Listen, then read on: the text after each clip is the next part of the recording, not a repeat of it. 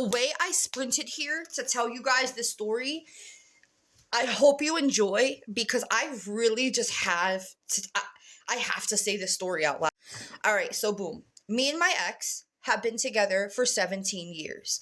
So this is all like a whole new experience or whatever. Y'all already know the gist. You know the sob story, whatever. So, me being me, people have been asking me questions. So at work, I had a coworker and he was like, yo, like, Alicia, have you ever dated before? Like, you and your ex were together for 17 years. So how old were you when you got together? So we got together when we were 17 and 18. I was 18, he was 17. And I have dated. I was a hoodlum.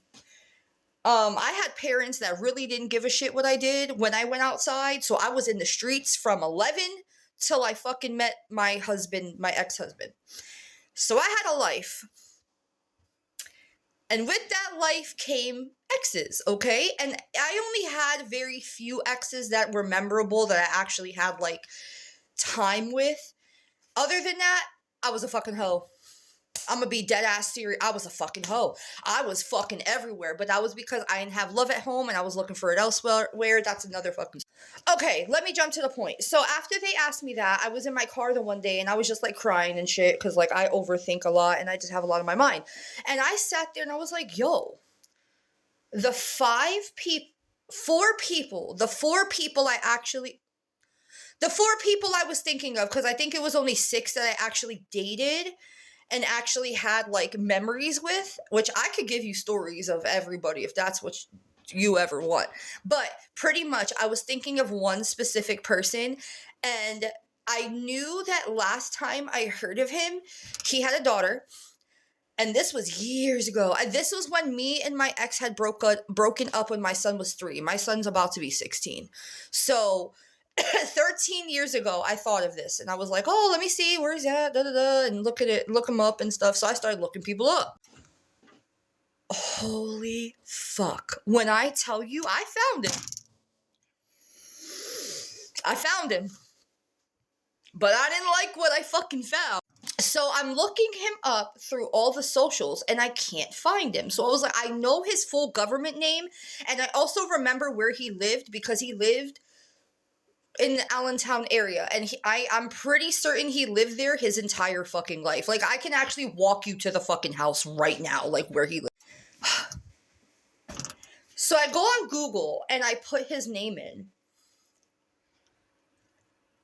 And he got arrested, put on trial, for viciously and savagely beating the fuck out of a girl he got pregnant.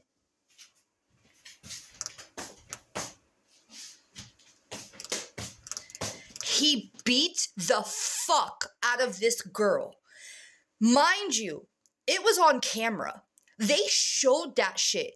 This motherfucker came out of nowhere, started beating her, fucking kicking her stomach and everything, but thank God the baby lived. But holy shit. So I'm sitting there like, what the fuck? And I'm sitting there for like at least 10 minutes with my fucking eyes like, holy shit. They showed him like walking out of the trial and he looked into the camera and I kid you not, I got chills. Because he was never like that. Me and him, like, we didn't love each other. Oh no. It was just sexual chemistry. But fucking shit, that poor fucking girl, bro. That poor woman. Like, then he went to trial, got out on bail. This poor girl, the cops had to move her from her house because they thought he was going to come back for her. And the reason he did that is because he didn't want that baby. He straight out, like, on TV, admitted that he said, I didn't want that baby. I didn't want to deal with it. So he went to fucking kill the... My flabbers are fucking gasted. And mind you, like, the only crazy time he had with me was the last time I hung out with him ever as, like, partners. Because we had a thing for at least, like, I want to say like a year. And then down the line, a couple years after that, like we would meet here and there when I was single and be like, hey, what's up? You want to just. And when I tell you, it was good. It was good. So, I mean, hey, what? But the fact, oh my God. And okay, so what I was saying was the only toxic time I had with him was that one day that he argued with me because we weren't together. Like I said, he was messing with people. I was messing with people. He found out that I was talking to somebody.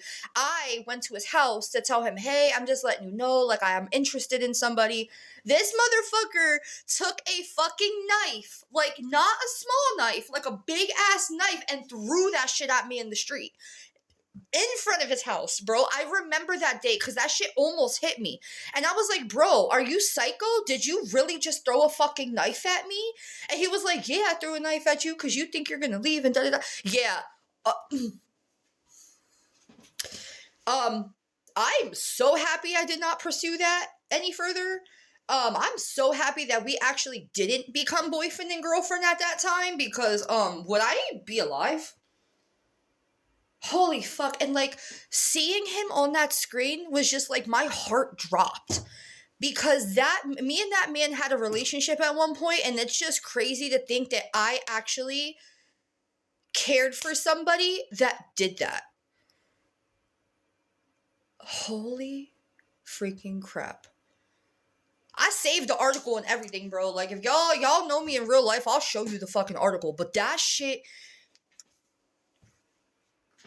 I'm not going to put his name out here because, like, honestly, it's really not my business. That's why I said I was, like, I'm very vague about it. I just... The things you find when you go looking. So maybe, Alish, stop looking for things you shouldn't be looking for. But honestly, it was an adventure to like, see it. But God bless that girl. I'm so sorry for that happening to you. Like... He is such a dick for that, and I really honestly hope that $500,000 bond bail that he has really serves justice and that he actually does stay in jail because that is fucking wild. I am so sorry for you. Nobody in their right fucking mind ever deserves something like that. So be mindful who you be fucking with out here because holy fuck. I'm not laughing at it, but holy shit, guys. Bye.